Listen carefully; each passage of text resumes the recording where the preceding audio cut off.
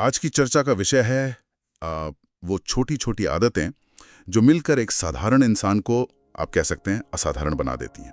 हमारे हाथ जो सोर्स मटेरियल लगा है वो किसी 1 करोड़पति की कहानी नहीं है, बल्कि ये उन 100 आदतों के सार को निकालने की कोशिश है जो सफलता की नींव रखती हैं। और इसका जो कोर आइडिया है वो बड़ा दिलचस्प है कि सफलता रातों रात नहीं मिलती, बल्कि ये छोटी छोटी चीज़ों के कंपाउंड होने का नतीजा है। जैसे पैसे कंपाउंड होते हैं, वैसे ही आदतें भी होती हैं। बिल्कुल। ये पावर ऑफ कंपाउंडिंग वाला आइडिया सिर्फ फाइनेंस तक ही सीमित नहीं है। यही हमारी आदतों, हमारी सोच और यहाँ तक कि हमारे रिश्तों पर भी लागू होता है। आज हम इसी ब्लूप्रिंट को गहराई से समझने की कोशिश करेंगे। हम इन आदतों को कुछ हिस्सों में बांटकर देखेंगे। सबसे पहले मानसिकता, मतलब सोचने का तरीका, फिर रोज के काम और अनुशासन, और आखिर में पैसा और रिश्ते।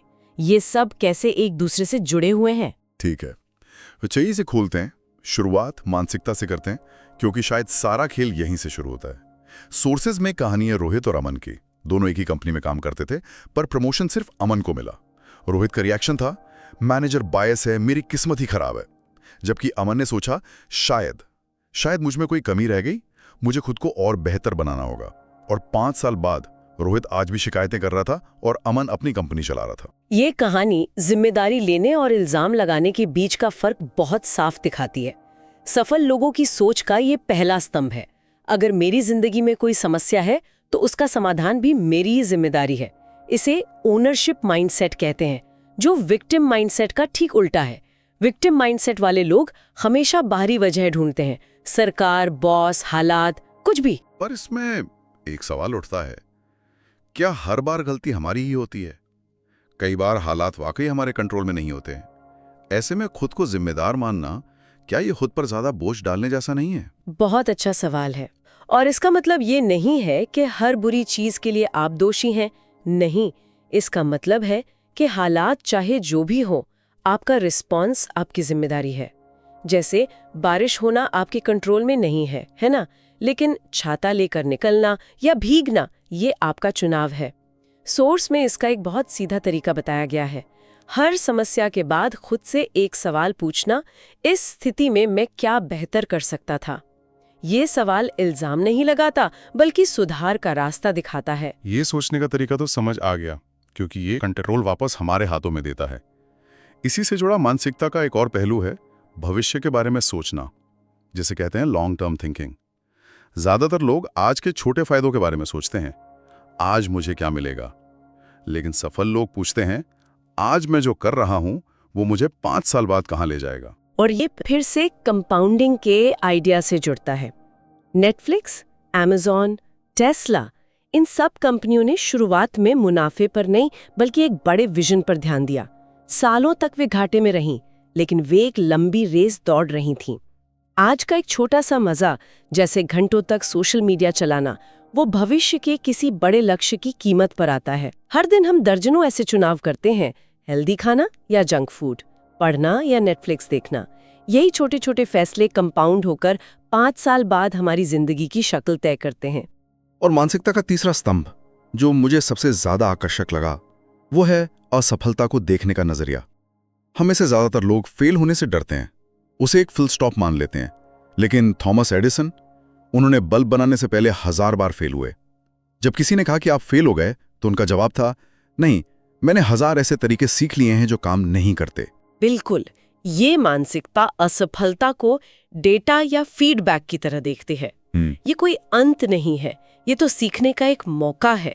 ये इस बात का संकेत है कि हमारा तरीका काम नहीं कर रहा है और हमें रास्ता बदलने की जरूरत है। सुझाव ये है कि हर असफलता के बाद लिखें कि गलती क्या थी और अगली बार क्या अलग करेंगे। इससे क्या होता है कि असफलता का जो इमोशनल बोझ है वो कम होता है, डर खत्म होता है और सुधार की एक व्यवस्थित प्रक्रिया शुरू हो जाती है। ठीक है, तो ये मानसिकता वाली बात तो मजबूत है, जिम्मेदारी लेना, लंबा सोचना और असफलता से सीखना। लेकिन सिर्फ सोचने से तो कुछ नहीं होगा। इस सोच को एक्शन में कैसे बदला जाए? मतलब वो कौन सी रोज की आदतें हैं जो इस मानसिकता को हकीकत बनाती हैं? यहीं पर अनुशासन और रोज की आदतें काम आती हैं। और इसकी शुरुआत होती है दिन के पहले घंटे से। एक आदत जो बार बार सुनने को मिलती है वो है सुबह जल्दी उठना। पर यहाँ असली बात सुबह उठना नहीं, बल्कि दिन का पहला घंटा जीतना है। इसे गोल्डन आवर भी कहते हैं, क्योंकि यह वो समय है जब आपका दिमाग सबसे शांत होता है और दुनिया की दखलंदाजी अभी शुरू नहीं हुई होती। मतलब उस वक्त कोई फोन कॉल्स नहीं, कोई ईमेल्स नहीं, कोई डिस्टर्बेंस नहीं। और सोर्स ये भी कहता है कि सुबह का 1 घंटा दिन के 3 घंटों के बराबर होता है। पर इसका सही इस्तेमाल कैसे करें? लक्ष्य ये होना चाहिए कि उठते ही सोशल मीडिया या न्यूज़ से दूर रहें। वो पहला घंटा खुद पर लगाएं। शायद 15 मिनट मेडिटेशन, 15 मिनट दिन की प्लानिंग और 20-30 मिनट कोई किताब पढ़ना या एक्सरसाइज करना। ये 1 घंटे की जीत पूरे दिन का मोमेंटम सेट कर देती है। इससे हमारा दिन संयोग से नहीं बल्कि डिजाइन से चलता है। हम दिन को कंट्रोल करते हैं, ना कि दिन हमें। दिन को डिजाइन करने की बात से याद आया, एलन मस्क के बारे में कहते हैं कि वो अपने दिन को 5-5 मिनट के हिस्सों में प्लान करते हैं। ये सुनने में तो बड़ा क्रेजी लगता है। क्या ये सच में प्रैक्टिकल है? मस्क का तरीका शायद ज्यादातर लोगों के लिए एक्सट्रीम है, पर इसके पीछे का सिद्धांत जरूरी है।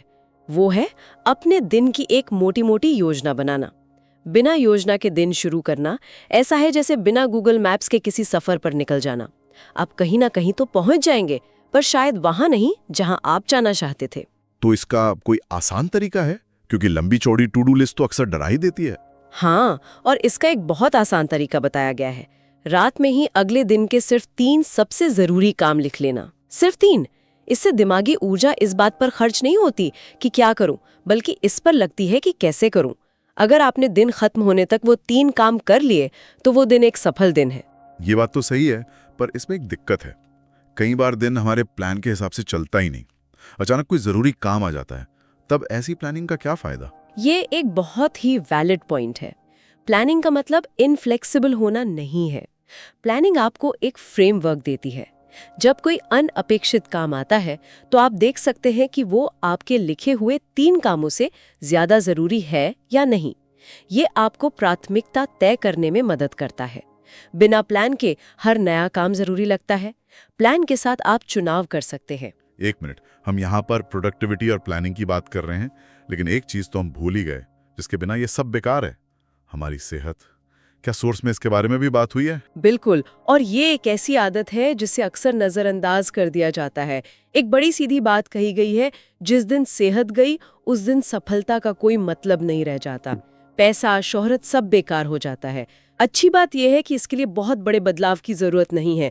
बस 20-30 मिनट रोज टहलना, जंक फूड पर कंट्रोल रखना और कम से कम 7 घंटे की नींद लेना। ये छोटी आदतें लंबी रेस में बहुत बड़ा फर्क पैदा करती हैं। ये भी कंपाउंडिंग का एक बेहतरीन उदाहरण है। अब बात करते हैं उस चीज की जो आज के दौर में शायद सबसे बड़ी चुनौती है, ध्यान भटकना। मोबाइल को सबसे बड़ा ड्रीम किलर कहा गया है। मैं खुद कबूल करता हूं, मैं काम करने बैठता हूं और सोचता हूं बस 1 मिनट इंस्टाग्राम देख लूं। वो 1 मिनट कब 30 मिनट में बदल जाता पता ही नहीं चलता। ये तो एक ब्लैक होल जैसा है। ये आज की सच्चाई है। हमारा ध्यान हमारी सबसे कीमती संपत्ति है और हर ऐप उसे चुराने की कोशिश कर रहा है। इसका सामना करने के लिए एक बहुत मजबूत तरीका है जिसे आजकल डीप वर्क कहते हैं। इसका सीधा मतलब है एक ऐसा समय, चाहे वो 90 मिनट्स हो या 2 घंटे, जब आपका फोन दूसरे कमरे में हो, सारे नोटिफिकेशंस बंद हो और आपका दिमाग सिर्फ और सिर्फ एक काम पर लगा हो। ये मल्टीटास्किंग का उल्टा है और यहीं पर असली गहरा काम होता है। और ये सीधे तौर पे एक और आदत से जुड़ता है जिसके बारे में सोर्स में बात की गई है, निरंतरता यानी कंसिस्टेंसी। हमें लगता है कि सफल लोग बहुत टैलेंटेड होते हैं, लेकिन सच ये है कि टैलेंट आपको रेस में शुरुआत दिला सकता है, लेकिन जीत तो कंसिस्टेंसी ही दिलाती है। तो करना है। प्रेरणा काम करने से आती है, काम करने का इंतजार करने से नहीं। रोज एक छोटा कदम उठाना, यही असली खेल है।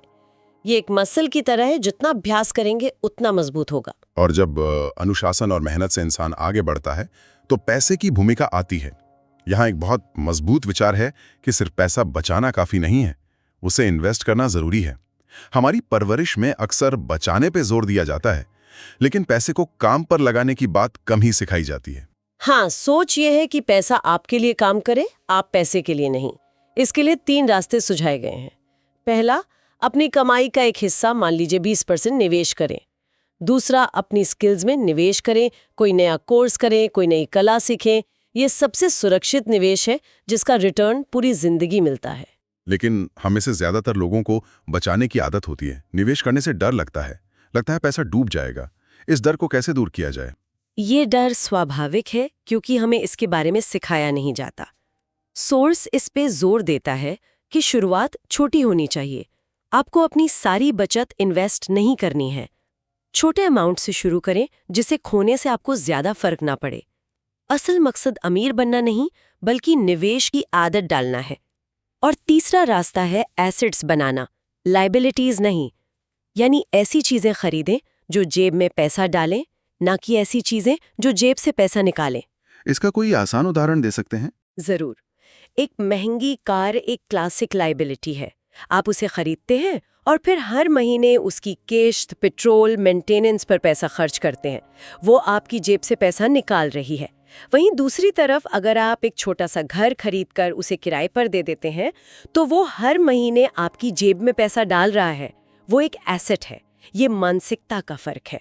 और निवेश का सबसे अच्छा रूप है खुद पर निवेश, यानी लगातार सीखते रहना। बिल्कुल।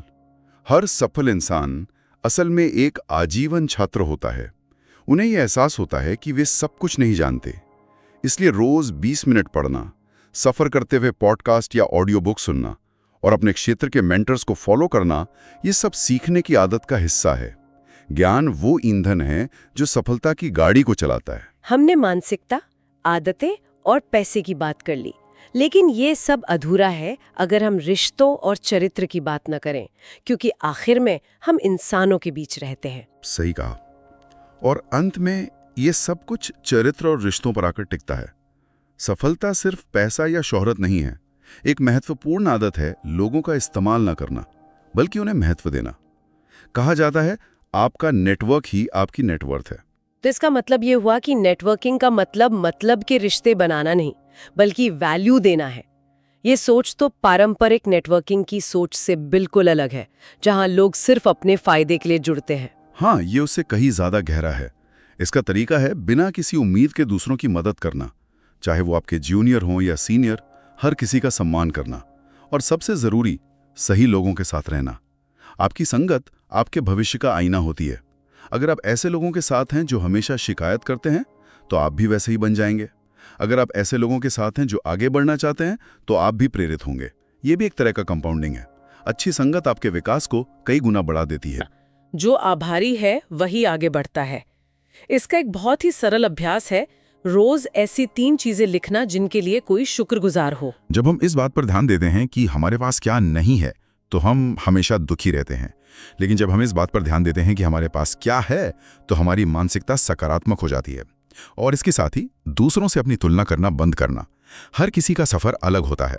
अपनी रेस दौड़ना जरूरी है, ना कि किसी और की। यह मानसिकता को सकारात्मक बनाए रखता है और हमें रोज आगे बढ़ने की ऊर्जा देता है। तो इस पूरी चर्चा का सार ये है कि सफलता कोई एक बड़ा जादुई फैसला नहीं है। ये उन छोटी छोटी आदतों का नतीजा है जिन्हें रोजाना जिया जाता है। ये 1% बेहतर होने का खेल है जो समय के साथ कंपाउंड होकर एक बड़ा फर्क पैदा करता है।